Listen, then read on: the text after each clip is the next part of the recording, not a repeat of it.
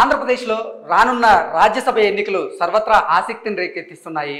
మొత్తం 3 రాజ్యసభ స్థానాలకు గాను ఎన్నికలు జరగబోతున్న నేపథ్యంలో ఒక్కొక్క రాజ్యసభ స్థానానికి 58 మంది ఎమ్మెల్యేల సపోర్ట్ అవసరం కాబోతుంది. ఈ నేపథ్యంలో అధికార వైసీపీకి 151 మంది ఎమ్మెల్యేల బలం ఉండగా టీడీపీకి 23 స్థానాల్లో బలం ఉంది. ఈ నేపథ్యంలో అసలు ఇప్పుడు ఈ రాజ్యసభ ఎన్నికలు సర్వత్రా చర్చనీయాంశంగా మారాయి. ఎందుకు చర్చనీయాంశంగా మారాయి అనేది మనం ఒకసారి స్క్రీన్ మీద చూసేటువంటి ప్రయత్నం చేద్దాం. ఇప్పటికే వైసీపీకి సంబంధించినటువంటి కొంతమంది రెబల్స్ ఉన్నారు.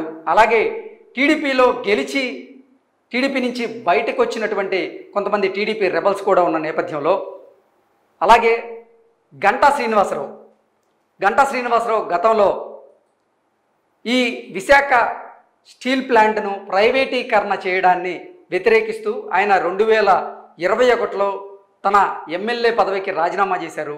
కానీ అప్పటి నుంచి ఇప్పటి వరకు కూడా స్పీకర్ ఆయన రాజీనామానైతే ఆమోదించలేదు. కానీ ఈ రాజ్యసభ ఎన్నికలు దగ్గర పడుతున్న నేపథ్యంలో స్పీకర్ వ్యవహారం మాత్రం కొంత ఆసక్తిని రేపెత్తిస్తుంది.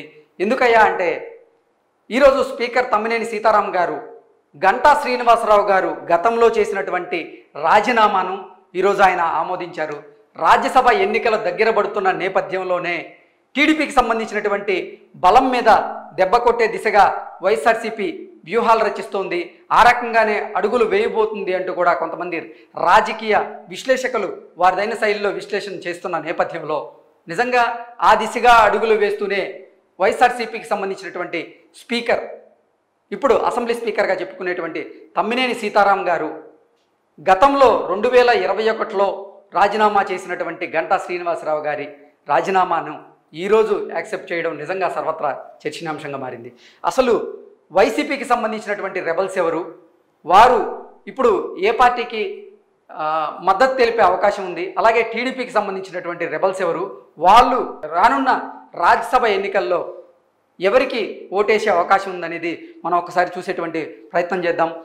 ఉండవల్లి శ్రీదేవి వైఎస్ఆర్సీపీలో బీఫామ్ మీద గెలిచి ఎమ్మెల్యేగా ఇప్పుడు వైఎస్ఆర్సీపీ వైఖరిని వ్యతిరేకిస్తూ బయటకు వచ్చిన ఒక ఎమ్మెల్యే, అలాగే ఆనం నెల్లూరు జిల్లా నుంచి 2 ఎమ్మెల్యేలు వైఎస్ఆర్సీపీ వైఖరిని అలాగే జగన్మోహన్ రెడ్డి వైఖరిని వ్యతిరేకిస్తూ కూడా ఆనంతో పాటుగా మేకపాటి, అంటే మొత్తం నెల్లూరు జిల్లాకు సంబంధించినటువంటి 3 నేతలు, ఆనంతో పాటుగా మేకపాటి చంద్రశేఖర్ రెడ్డి అలాగే కోటంరెడ్డి శ్రీధర్ రెడ్డి, వీళ్ళు 3 కూడా జగన్మోహన్ రెడ్డి వైఖరి నచ్చక ఆ పార్టీని విభేదించి బయటకు వచ్చినటువంటి ఈ 3 కూడా రానున్న రాజ్యసభ ఎన్నికల్లో టీడీపీకి ఓటు వేసే అవకాశం ఉంటుంది అని నిజంగా వైసీపీ గ్రహించింది. ఈ నేపథ్యంలోనే వీళ్ళ మీద అనర్హత వేటు వేయాలి అంటూ కూడా వీళ్ళు గతం నుంచి డిమాండ్ చేస్తున్న నేపథ్యంలో ఇప్పుడు రాజ్యసభ ఎన్నికలు దగ్గర పడుతున్న నేపథ్యంలో వారి మీద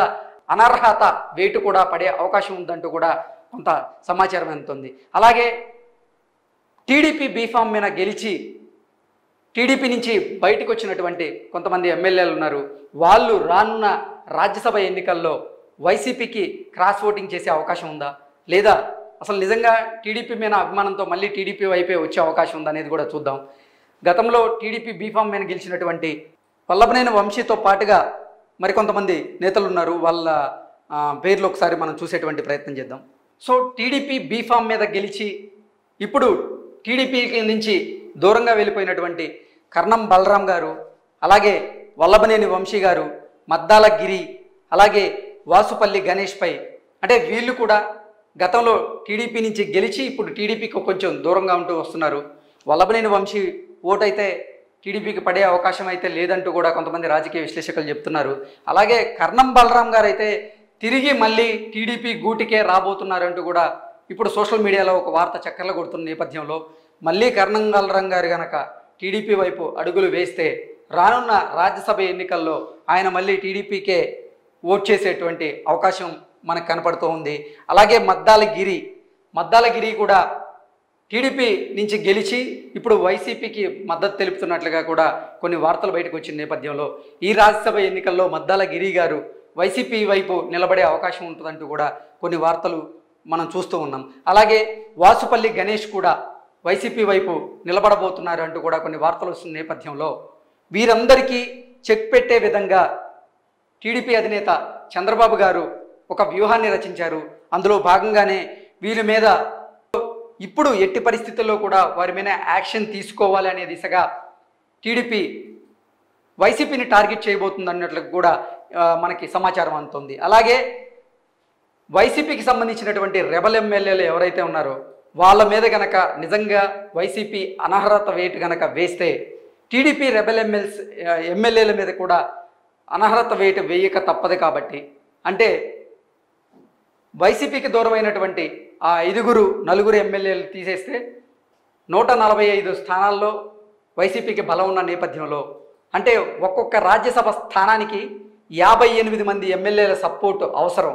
కాబట్టి ఈ 3 స్థానాలు కూడా వైసీపీ గెలుచుకునే అవకాశం ఉందంటూ కూడా కొంతమంది రాజకీయ విశ్లేషకులు తమదైన శైలిలో విశ్లేషణ చేస్తూ ఉంటే మరికొంతమంది విశ్లేషకులు మాత్రం గతంలో జరిగినటువంటి ఎమ్మెల్సీ ఎన్నికలను ఒకసారి గుర్తు చేస్తున్నారు. ఎమ్మెల్సీ ఎన్నికల్లో గతంలో వైసీపీఏ మొత్తం కైవసం చేసుకుంటుంది అని అందరూ భావించారు. కానీ ఎవరి అంచనాలకు అందని విధంగా టీడీపీ ఒక స్థానాన్ని అయితే కైవసం చేసుకుంది. అనురాధ గారు గెలిచారు, క్రాస్ ఓటింగ్ పడింది. అంటే వైసీపీలో ఉన్నటువంటి కొంతమంది ఎమ్మెల్యేలు టీడీపీకి క్రాస్ ఓటింగ్ చేశారు. సేమ్ రాబోతున్నటువంటి రాజ్యసభ ఎన్నికల్లో కూడా అటువంటి పరిణామాలే జరిగే అవకాశం ఉంటుందంటూ కూడా కొంతమంది రాజకీయ విశ్లేషకులు చెప్తున్నారు. సో ఈ నేపథ్యంలో నిజంగా కొంతమంది సిట్టింగ్ ఎమ్మెల్యేలకు జగన్మోహన్ రెడ్డి అవకాశం ఇవ్వని నేపథ్యంలో వారందరూ కూడా ఇప్పుడు టీడీపీ వైపు వచ్చే అవకాశం ఉంది. టీడీపీకి సంబంధించినటువంటి రాజ్యసభ సభ్యులు ఎవరైతే పోటీ చేయబోతున్నారో వాళ్ళకి మద్దతు తెలిపే అవకాశం ఉంది. 3 రాజ్యసభ స్థానాలకు గాను 2 రాజ్యసభ స్థానాలను టీడీపీ మళ్ళీ కవిచం చేసుకునే అవకాశం ఉంటుందంటూ కూడా కొంతమంది రాజకీయ విశ్లేషకులు అయితే చెబుతున్నారు. అంటే జగన్మోహన్ రెడ్డి వైఖరి నచ్చక జగన్మోహన్ రెడ్డి తమకు మళ్ళీ సీటు ఇవ్వకపోవడం వల్ల వారు వైసీపీని వ్యతిరేకిస్తున్నారు, జగన్మోహన్ రెడ్డి వైఖరిని వ్యతిరేకిస్తున్నారు. కాబట్టి జగన్మోహన్ రెడ్డి మీద గుర్రుగా ఉన్నటువంటి ఈ వైసీపీ ఎమ్మెల్యేలందరూ కూడా రానున్న రాజ్యసభ ఎన్నికల్లో ఎట్టి పరిస్థితుల్లోనూ టీడీపీకే క్రాస్ ఓటింగ్ చేసే అవకాశం ఉంటుంది. కాబట్టి రానున్న రాజ్యసభ ఎన్నికల్లో 3 స్థానాలకు గాను 2 స్థానాలకు పైనే అంటే 2 కానీ లేదా 3 స్థానాలను కానీ టీడీపీయే గెలుచుకునే అవకాశం ఉంటుందంటూ కూడా కొంతమంది విశ్లేషకులు చెప్తున్నారు. లేదు ఎట్టి పరిస్థితుల్లోనూ 3 రాజ్యసభ స్థానాల మీద జగన్మోహన్ రెడ్డి కన్నేశారు. ఇప్పటికే తనకి 151 ఎమ్మెల్యేల మద్దతు ఉంది. కాబట్టి ఆ 151 ఎమ్మెల్యేల మద్దతుతో ఎట్టి పరిస్థితుల్లోనూ 3 రాజ్యసభ స్థానాలను కూడా జగన్మోహన్ రెడ్డి కైవసం చేసుకు